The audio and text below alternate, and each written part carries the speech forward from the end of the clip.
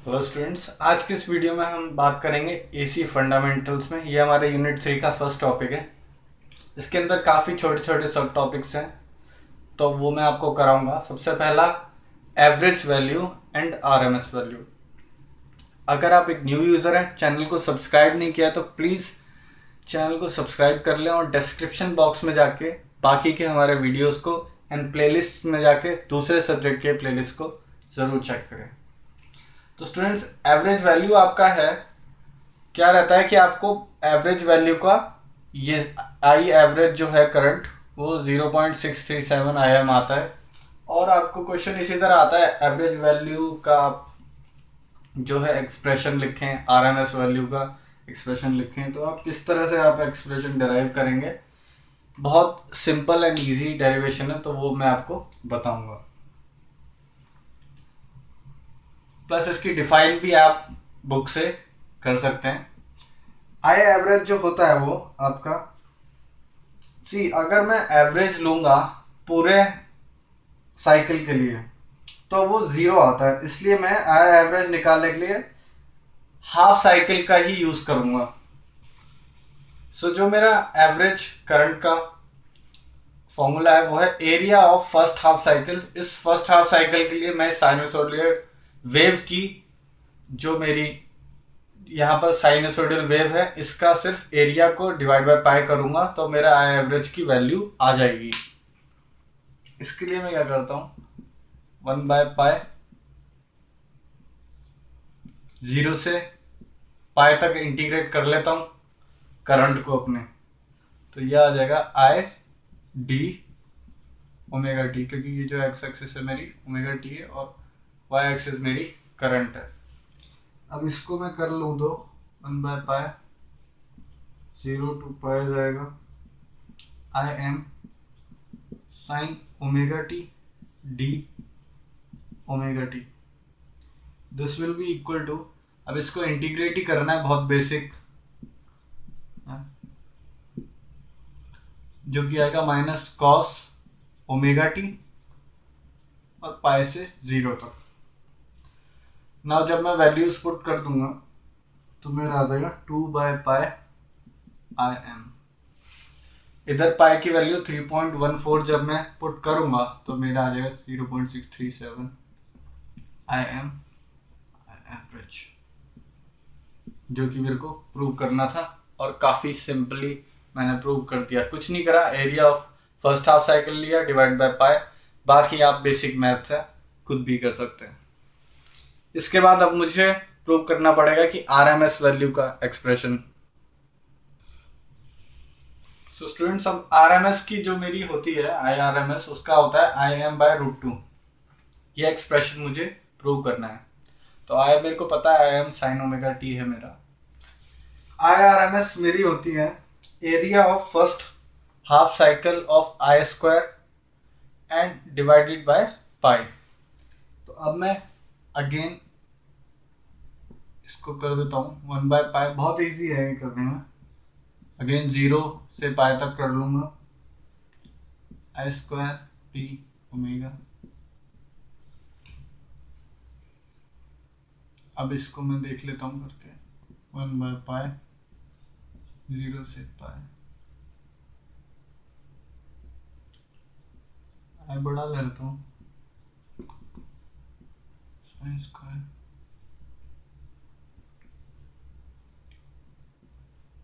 मैंने सिर्फ आई की वैल्यू डाल दी है, आई एम, बाकी कुछ नहीं किया है अभी। अब यहाँ से मेरा बेसिक जो 12th में मैंने इंटीग्रेशन सीखा है वो इंटीग्रेशन मैं कर दूंगा।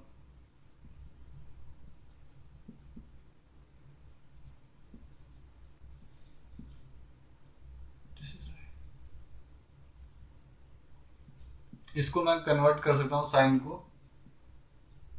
cos 2 ओमेगा टी में, omega T differentiation of omega T.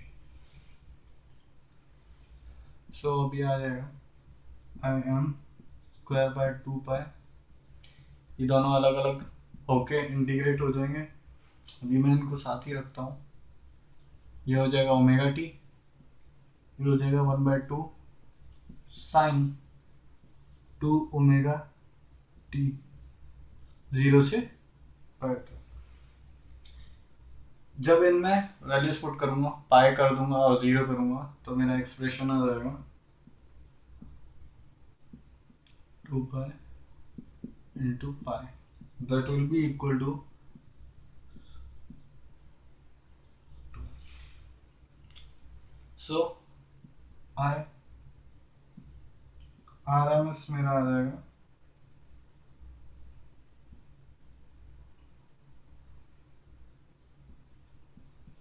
Bye 2। और एक्चुअली ये स्क्वायर में होता है हमेशा, सॉरी मैंने थोड़ा आपको बताना भूल गया शुरू में, ये स्क्वायर में रहते हैं, स्क्वायर वैल्यू रहती है। सो मेरी I² RMS आई है I² M/2, तो मेरी IRMS आ जाएगी, मैं इसको रूट कर दूंगा, सो ये आ जाएगी IM/√2, जो कि मेरे को प्रूव करनी थी। सो आई होप आपको ये समझ आ गया हो, काफ़ी इजी था, मैंने सिर्फ बेसिक मैथ्स यूज़ करा है। sin² ओमेगा टी को 1 माइनस cos 2 ओमेगा टी लिख दिया, देन उसमें इंटीग्रेट कर दिया, इंटीग्रेट करने के बाद वैल्यू डाल के सीधा मैंने प्रूव कर दिया। अब इसके बाद मैं आपको कराना चाहता हूँ form factor and peak factor. So अब मैं 2 टॉपिक्स और देखूंगा, form factor and peak factor. बहुत छोटी छोटी चीज़ें क्या होती हैं। फॉर्म फैक्टर होता है मेरा, it is the ratio of RMS value to average value of alternating quantity. तो मतलब फॉर्म फैक्टर को मैं पहले तो डिनोट करता हूँ KF से। ये होता है मेरा RMS, मतलब effective value divided by average value. अब मान लीजिए मैं RMS ले लेता हूं, जो करंट था सेम में भी चलेगा, और एवरेज ले लेता हूं, तो वो मैक्सिमम का √2 होता था। I में भी ले सकता हूं, IM क्या होता था, √2 होता था। और एवरेज के लिए भी मैंने आपको बताया था, EM का वो होता था π/2 फैक्टर रहता था आपका, जो आपको याद होगा 2/π फैक्टर रहता था। तो इन दोनों को जब मैं सॉल्व कर लूँगा तो मेरा आता है 1.11। ये मेरा रहता है फॉर्म फैक्टर। इसी की तरह एक और चीज़ होती है पीक फैक्टर। पीक फैक्टर होता है आपका रेशियो ऑफ पीक, या फिर आप कहो maximum value. So it is ratio of peak और maximum value to RMS value of an alternating quantity. The quantity may be current और voltage। इसको मैं डिनोट करता हूँ KP से। ये मेरा क्या है, maximum value divided by RMS value. So ये हो गया मेरा EM। RMS वैल्यू आपको पता है बाय √2 होती है। इसको जब मैं करूँगा तो आ जाएगा। सो आई होप ये काफ़ी सिंपल था समझने के लिए, form factor and peak factor. Form factor में बस यही अंतर था कि वहाँ पर आपका RMS और एवरेज का था, यहाँ पर मैक्सिमम वैल्यू और RMS वैल्यू का रेशियो है। तो पीक फैक्टर से आप ये याद रख सकते हैं कि पीक फैक्टर में मैक्सिमम वैल्यू ऊपर पीक पे रहती है, तो इस तरह से आप याद रख सकते हैं, ताकि आपको दोनों जो फॉर्म फैक्टर और पीक फैक्टर है उसमें आपको कंफ्यूजन ना हो। और आपको वैल्यूज इसकी इसी तरह निकालनी होंगी, एग्जाम में भी आपसे पूछेंगे। आपको सिर्फ ये डिफाइन नहीं लिखना है, आपको ये छोटा सा इसका प्रूफ भी करना है। इसके अलावा स्टूडेंट्स आपके टॉपिक्स हैं जो मैं आपको बता देता हूँ। इसकी एक वीडियो होगी प्रॉपर क्वालिटी फैक्टर की। उसके साथ ही आपके ये जो दो टॉपिक्स और हैं बेसिक एसी फंडामेंटल्स में ही आते हैं, apparent active and reactive power. ये आपसे क्वेश्चन जरूर पूछेंगे।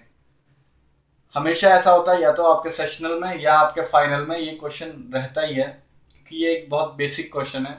और उसके बाद या तो आपसे पावर फैक्टर भी पूछ सकते हैं। तो ये दो टॉपिक्स भी आपके मैं उसी वीडियो में कवर करूंगा जिसमें मैंने क्वालिटी फैक्टर कवर किया होगा। हालांकि नाम होगा वीडियो का तो आप पहचान सकते हैं, बट क्योंकि आप जब वीडियोस को यूनिट वाइज चेक करेंगे, तो क्योंकि मैं सीरियली उनको लगा के रखता हूँ वीडियोस को नीचे डिस्क्रिप्शन में, तो जब क्वालिटी फैक्टर का होगा उसके साथ ही बाकी की ये दो टॉपिक्स भी आप ज़रूर ज़रूर कर लें। आई होप आपको ये वीडियो अच्छा लगा हो, समझ आया हो। प्लीज़ ज़्यादा से ज़्यादा शेयर करें। Thank you.